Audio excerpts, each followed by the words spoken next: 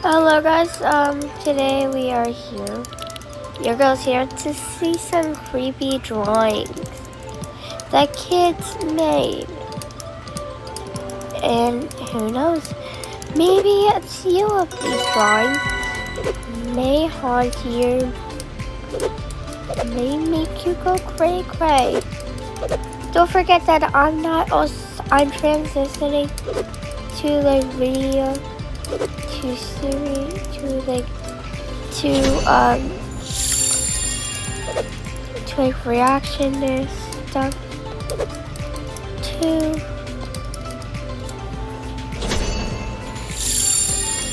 also CapCut. I'm also doing that, and I'm also doing like Roblox stuff, like updates. I'm also not gonna remove or keep a thing just to get you guys started. But yeah, we're gonna see some creepy kids today. And who knows, maybe 5 or 10 of them, or maybe at least one of them, are gonna make your brain go out of the building.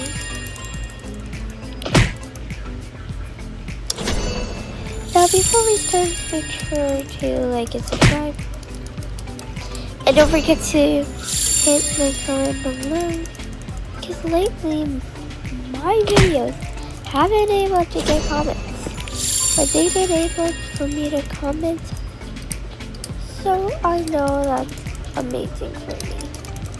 Especially for you guys who have like questions. Maybe I could do a Q&A.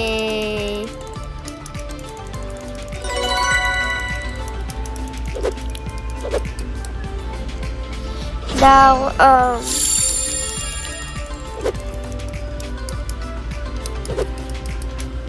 I'm confused to this drawing, because what do you mean?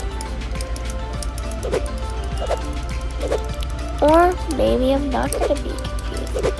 Who knows? Let's see the video.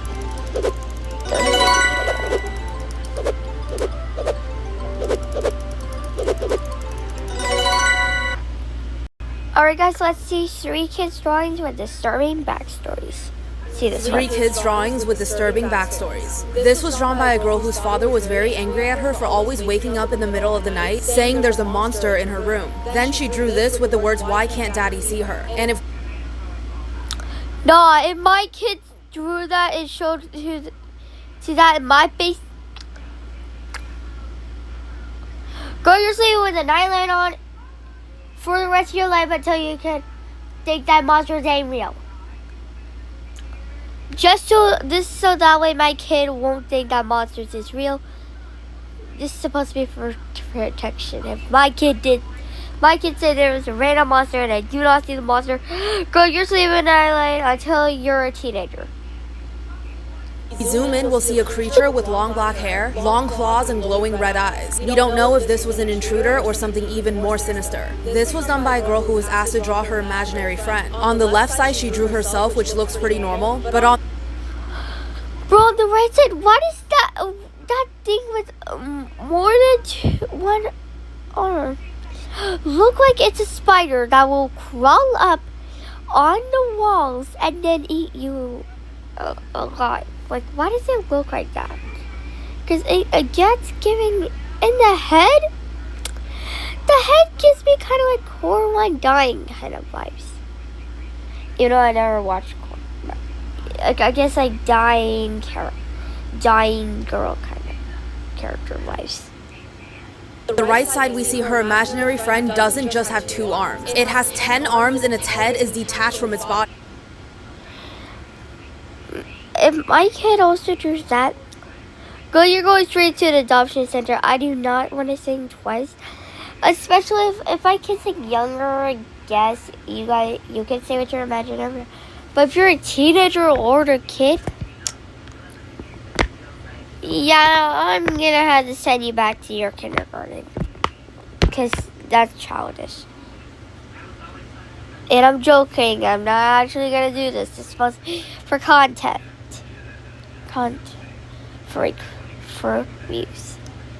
Not And its clickbait. face looks like some kind of dark portal. One day, a babysitter named Valerie found this terrifying drawing. It was done by... What the heck? That's either A, the kid grew up to be a serial killer, or B, the kid grew up to be a psychopath. Because no ordinary kid will draw into babysitter, head detached, with an axe. Like, no normal kid will do that. Some psychopath, crazy kid will probably draw that. Kid who clearly didn't like Valerie very much, because it says, "Dear Valerie, get out of my life," showing an axe, Valerie's head on the ground, and the body still standing. 3 kids' drawings.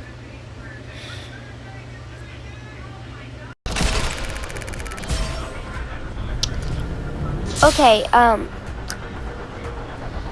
the first drawing was okay, like, again, second drawing, my brain was like, huh? And third drawing, yeah, my brain was like, what the heck? And, before we continue to the next one, let's imagine we're Valerie's case. We're just babysitting this little girl. You're just babysitting a little girl, when suddenly the little girl hands you a drawing. You probably think nothing of it until you actually probably look at the drawing, and then you see what the video showed you. Like, I'm not surprised. Like, that doesn't make any sense. Like, how is that it? And, to Valerie who got that drawing, and to Valerie who watched the drawing,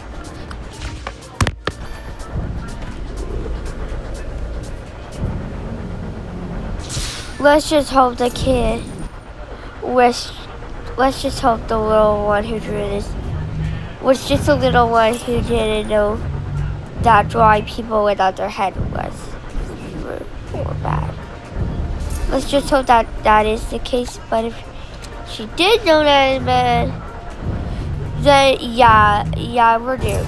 Anyways, up to the next creepy drawing video. Now this one is more of a video, so yeah. Something more going on there. This is part 3 to children's drawings with disturbing backstories. Martin and his wife are the parents of 2 children, a 6-year-old daughter and a 3-year-old son. Martin shared with me something disturbing that he and his wife had discovered recently. Their daughter, who I'll refer to as Jess, loves to draw, and so they'd give her all the art supplies she'd need to keep her quiet and entertained for hours. They have an entire Crayola backpack full of art supplies that Jess uses, filled with markers, colored pencils, crayons, and construction paper. Jess has piles of drawings in her room and even in her backpack. Most of them are normal, innocent drawings. However, one day Martin found a picture in Jess's room that he was kind of confused about at first. It was a picture of some random-looking woman holding Jess's hand, but it didn't look like Martin's wife, who was blonde. It was a brunette woman. Martin asked Jess who the woman was, and she said it was the woman who would visit her sometimes. Sounds like something a 6-year-old with an imaginary friend would say. When Martin asked what her friend's name was, Jess said Lucia. This was immediately cause for alarm to Martin, so he went to show his wife the picture and asked his wife if it looked like her sister. At first, his wife said it looks like it could be anybody, but when Martin said her daughter said her name was Lucia, she gave Martin this telling look as if she immediately understood. Lucia was the name of Martin's wife's deceased sister, who died before either of the couple's children were born. The couple went to the daughter's room and asked Jess who exactly Lucia was. Jess again said, "She visits me sometimes." Trying to get more details, the couple asked what time she usually visits, and what do they talk about. She responded something along the lines of, "She visits at night sometimes when I'm drawing." Martin's wife asked Jess to draw another picture of her the next time she sees Lucia, this time with more details, and Jess agreed to do so. From now on, Martin and his wife would keep Jess's door ajar just so they could hear if Jess was talking to someone. It wasn't until a few nights later that while in the kitchen, the couple both heard Jess talking to someone in her room all of a sudden. So the two went towards the room quietly to listen to what she was saying. There were long gaps in between what Jess was saying, but she was clearly talking to someone or something that didn't appear to be there, because she seemed to be answering questions that the parents couldn't hear being asked. At one point, Jess said, "They asked about you when they saw my picture of you. They want me to draw you again." Then Jess stopped talking completely, and that was when Martin and his wife entered the room and asked if she were talking to Lucia again. She nodded her head, and they asked where in the room Lucia was. Jess turned and looked around the room, then focused on the corner and said, "She's standing right there." Martin and his wife looked in the corner of the room, to nothing. Yet both of them agreed they felt an uneasy feeling in the room and were extremely uncomfortable. Martin's wife said softly to Jess to draw what Lucia looks like right now, down to every last detail. And after Jess said, "Okay, Mom," the couple left the room. Yeah, we cannot continue with the story, so yeah, bye guys.